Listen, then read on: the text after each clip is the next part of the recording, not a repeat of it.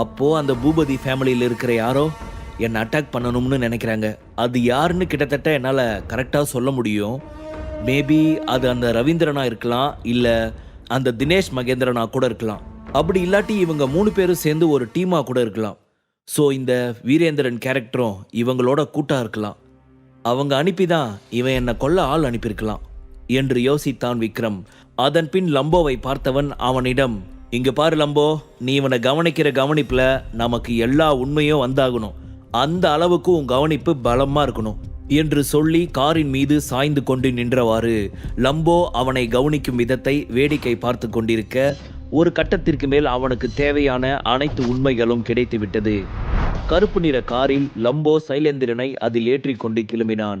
அப்பொழுது அவனுக்கு சுரபியிடம் இருந்து போன் கால் வந்தது. என்ன, கொஞ்ச நேரத்துக்கு முன்னாடி தானே நம்ம பேபியை பார்த்துட்டு வந்தோம், இப்போ எதுக்காக திடீர்னு கால் பண்றா என்று யோசித்தவாறு அவன் அந்த போன் காலை அட்டன் செய்தான்.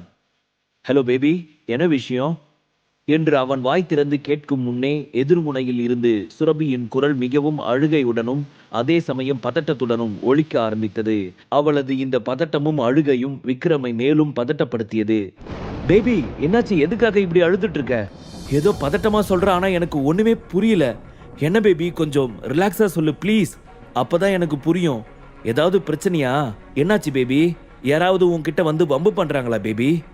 ஏதாவது ரொம்ப பெரிய ஆபத்தில் இருக்கியா என்று அவன் மிகவும் அக்கறையுடன், அதே சமயம் தன்னுடைய சுரபிக்கு ஏதாவது ஆகிவிட்டதோ என்ற பதட்டத்துடனும் அவன் கேட்க, சுரபியோ தனது அழுகையை மிகவும் கடினப்படுத்தி நிறுத்தி பெருமூச்சு ஒன்று இழுத்து விட்டவள்.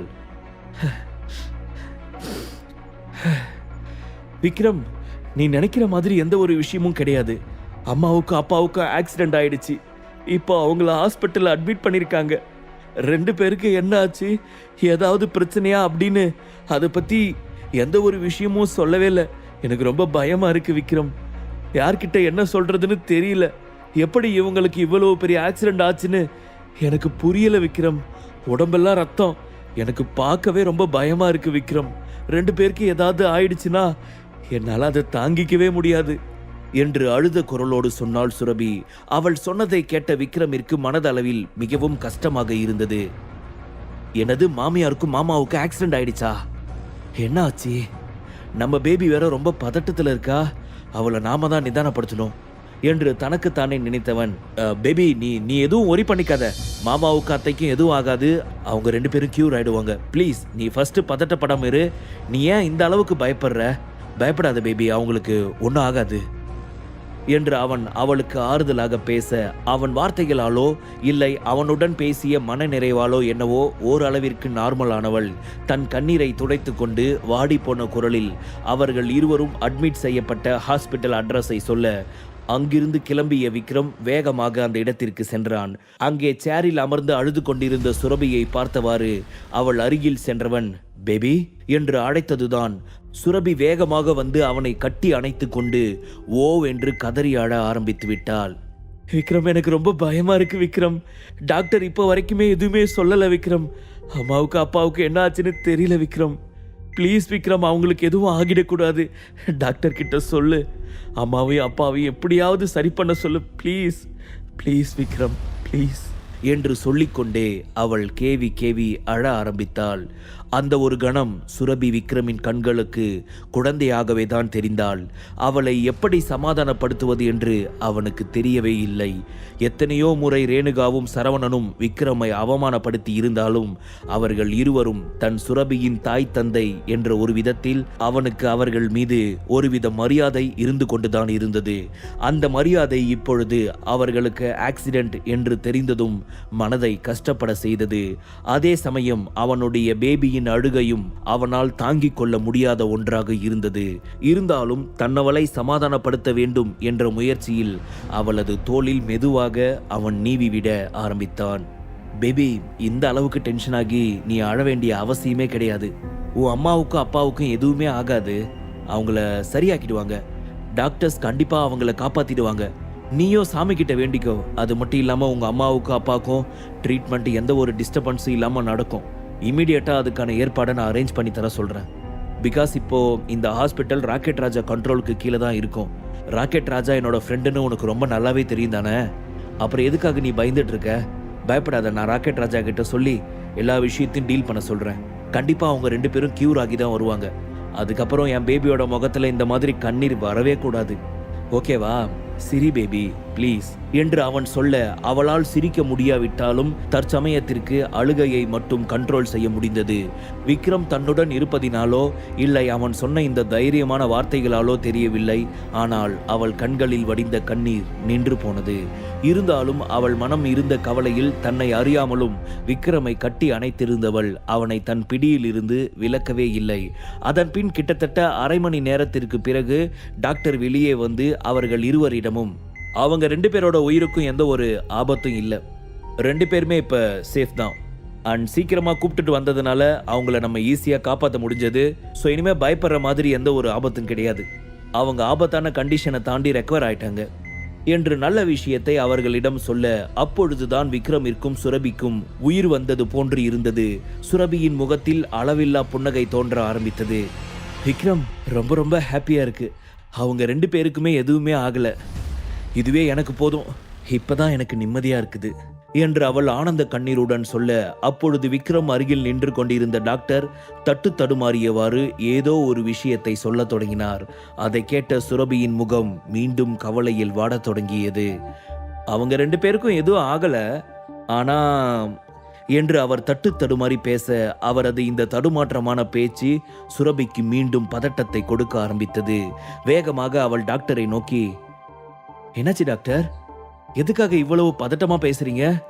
அம்மா உயிருக்கும் அப்பா உயிருக்கும் எந்த ஆபத்து இல்லைன்னு சொல்லிட்டீங்கல்ல, அதுக்கப்புறம் எதுக்கு பேசுறதுக்கு தயங்குறீங்க என்று சொல்லிக் கொண்டிருந்த சுரபியின் குரலில் பயமும் கவலையும் அழுகையும் ஒரு சேர தோன்றியது. அதை புரிந்து கொண்ட விக்ரம் ஆறுதலாக அவளது தோளில் கை வைத்து, பேபி கூல், அதான் அத்தைக்கும் மாமாக்கும் ஒன்றும் இல்லைன்னு டாக்டர் சொல்லிட்டாரு, அப்புறம் எதுக்கு நீ இந்த அளவுக்கு பயப்படுற?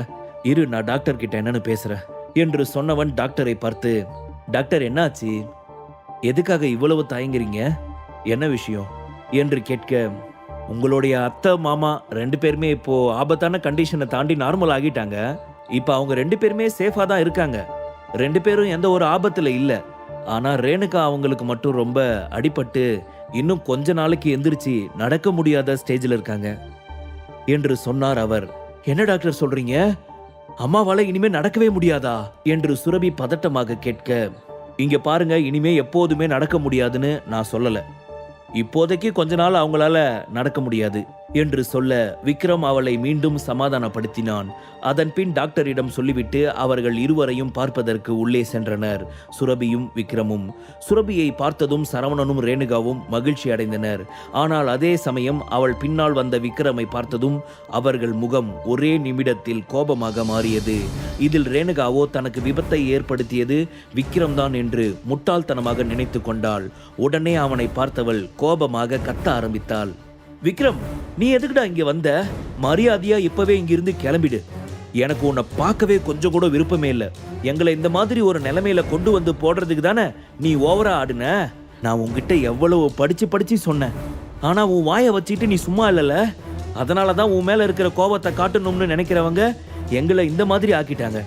நாங்க உயிர் பழைச்சதுனால சரியா போச்சு, இதுவே 2 பேருக்கு ஏதாவது ஆகி இருந்துச்சுன்னா என்ன பண்ணுவேன் சொல்லு பாப்போம் என்று அவள் கோபமாக கத்த, சுரபி ரேணுகாவை சமாதானம் செய்ய ஆரம்பித்தாள். அம்மா, என்னம்மா பேசிக்கிட்டு இருக்கீங்க? நீங்க பேசுறதெல்லாம் பார்த்தா விக்ரம் தான் உங்க ஆக்சிடென்ட்டுக்கு காரணம் அப்படின்ற மாதிரி பேசிக்கிட்டு இருக்கீங்க. ப்ளீஸ்மா, இந்த மாதிரி எல்லாம் பேசாதீங்க என்று அவள் சொல்ல, ஏ விக்ரம், என்னடா ரேணுகா சொன்னது உன் காதுல விழுகலையா? ஒழுங்கு மரியாதையா இங்கிருந்து கிளம்பி போ என்று சரவணன் தன் பங்கிற்கு விக்ரமை திட்ட ஆரம்பித்தார். அப்பா ப்ளீஸ், நீங்களாச்சும் புரிஞ்சுக்கோங்க. நீங்களும் அம்மா மாதிரி எதுவும் புரிஞ்சுக்காம விக்ரம தப்பா நினைக்காதீங்க. விக்ரம் மேல எந்த தப்பும் இல்லை. இப்ப கூட அவர் எனக்கு ஹெல்ப் பண்ணணும்னு தான் நினைச்சிட்டு இருக்காரு. ஆனா நீங்க அதை எதையுமே புரிஞ்சுக்காம இவனையே தப்பா நினைச்சிட்டு இருக்கீங்களா என்று அவள் மீண்டும் அவர்களுடன் அழுகுரலில் வாக்குவாதம் செய்ய ஆரம்பித்து விட்டாள். இங்க பாரு சுரபி, உனக்கு வேணும்னா இவனை பார்த்தா பாவ புண்ணியம் பார்க்கணும்னு தோணும். ஆனா எங்களுக்கு அந்த மாதிரி தோணல. ஒழுங்கு மரியாதையா இவனை உன் லைஃபை விட்டு போக சொல்லிடு என்று சொன்ன ரேணுகா அதற்கு மேலும் அவளிடம் பேசாது முகத்தை சுளித்து கொண்டு கழுத்தை திருப்பினாள். அப்பொழுது விக்ரம் சுரபியை பார்த்து, பேபி நீ வா நம்ம போகலாம் என்று அவள் கைகளை பிடித்து இழுத்து கொண்டே வெளியே போக போன சமயம் அவன் கைக்குள் இருந்த தனது கையை விலக்கிய சுரபி திரும்பி நின்று தனது பெற்றோர் இருவரையும் பார்த்தாள். அவர்களும், என்ன சுரபி, எங்களை விட்டுட்டு போக போறியா? பாதியிலேயே நாங்க இந்த மாதிரி ஒரு நிலைமையில ஹாஸ்பிட்டல்ல இருக்கப்போ உன்னால எப்படி விட்டுட்டு போக முடியுது என்று எரிச்சலாக கேட்டாள் ரேணுகா. இங்க பாரு பேபி, நான் உன்னை கூப்பிடுறேன்னா அதுல 1000 காரணம் இருக்கும். அதை புரிஞ்சுக்கிட்டு நீ என் கூட வரதுனா வா, இல்லாட்டி உன்னோட விருப்பம் என்னவோ அதை பார்த்துக்கோ. நான் ஆரம்பத்துல சொன்ன மாதிரி தான், நீ இங்க இருந்து வந்தாலுமே ராக்கெட் ராஜா மூலமா உன்னுடைய அம்மாவையும் அப்பாவையும் 24x7 கவனிக்கிற மாதிரி நான் ஆள் செட் பண்ண தான் போறேன். ஸோ அவங்களுக்கு எந்த ஒரு ஆபத்தும் வராது இனிமே. புரியுதா உனக்கு என்று சொன்னவன் அவர்கள் இருவரையும் பார்த்து கொள்ளுமாறு ஏற்பாடு செய்ய சொன்னான் ராக்கெட் ராஜாவிடம். அதன் பின்புதான் அங்கிருந்து சுரபியால் ஒரு மனதோடு அவர்களிடம் சொல்லிவிட்டு கிளம்ப முடிந்தது. விக்ரமுடன் சேர்ந்து ஹாஸ்பிட்டலில் இருந்து வெளியே வந்தவள் நேராக கார் பார்க்கிங் நோக்கி செல்ல அங்கே கௌதம் அவர்களுக்காக வெயிட் செய்து கொண்டிருந்தான். அவர்கள் இருவரும் சேர்ந்து வருவதை பார்த்துவிட்டு எங்கோ செல்ல போகிறார்கள் என்று அவர்கள் இருவருக்கும் டோர் கதவை ஓபன் செய்தார். காரில் ஏறியவுடன் தீவை நோக்கி செல்லுமாறு கௌதமிடம் சொல்ல கௌதம் இப்பொழுது காரை தீவை நோக்கி செலுத்தினான். சுரபி விக்ரமையே பார்த்து கொண்டு இருந்தாள். அவன் அவளுக்கு இன்னும் ஒரு புரியாத புத்தகம் போன்றுதான் இருந்தான். அவனை சுற்றி என்ன நடக்கிறது என்று சுரபிக்கு புரியவே இல்லை. காரில் ஏறியதில் இருந்து தன்னையே பார்த்து கொண்டிருக்கும் சுரபியை கவனித்த விக்ரம் அவளிடம், என்ன பேபி, மாமாவையே அப்படி பார்த்துக்கிட்டு இருக்க என்று கேட்க, உன்னை பத்தி என்னால ஒண்ணுமே புரிஞ்சிக்க முடியல. இப்போ வரைக்கும் நீ எனக்கு ஒரு புரியாத புக்காகவே தான் இருக்க. அதான் என்னன்னு யோசிச்சுட்டு இருக்கேன் என்று சிறிய புன்னகையோடு சொன்னாள். என்ன பேபி சொன்ன? நான் உனக்கு இன்னும் ஒரு புரியாத புக்காகவே இருக்கேனா? என்னமோ சொல்றப்போ என்று சொல்லிவிட்டு பதிலுக்கு அவனும் சிரிக்க, அப்பொழுது அவனது போன் ஒலித்தது. எதிர்முனையில் யாரிடமோ சீரியஸாக பேசியவன் அவளிடம், பேபி ப்ளீஸ் எனக்காக நீ அந்த தீவில் வெயிட் பண்ணிக்கிட்டு, எனக்கு ஒரு சின்ன எமர்ஜென்சி ஒர்க் இருக்கு, வச்சதுமே நான் போய் அதை முடிச்சிட்டு சீக்கிரம் ஓடி வந்துடுறேன் ப்ளீஸ் பேபி என்று சொல்லி கெஞ்சலாக அவளை பார்க்க அவளோ அவனை லேசாக முறைத்து பார்த்தாள். பேபி இதுதான் லாஸ்ட், இனிமே இந்த மாதிரி எங்கேயுமே போக மாட்டேன் என்று அவன் சொல்ல அவனின் தற்போதைய நிலைமையை புரிந்து கொண்டவள், ஓகே பட் சீக்கிரம் போயிட்டு சீக்கிரம் வந்துடணும், ஓகேவா என்று சொல்ல, நிச்சயமா பேபி, இன்னும் ஒரு 2 ஹவர்ஸ்க்குள்ள கண்டிப்பா நான் வந்துடுவேன் என்று சொன்னவன் காரில் இருந்து இறங்கி வேகமாக எங்கோ சென்றான். கௌதம் சுரபியை அழைத்து கொண்டு ஆர்டிபிஷியல் தீவை நோக்கி சென்றான். முழு கதையையும் கேட்டு மகிழ பாக்கெட் FM ஆப்பை டவுன்லோட் செய்யுங்கள். லிங்க் டிஸ்கிரிப்ஷனில் கொடுக்கப்பட்டுள்ளது.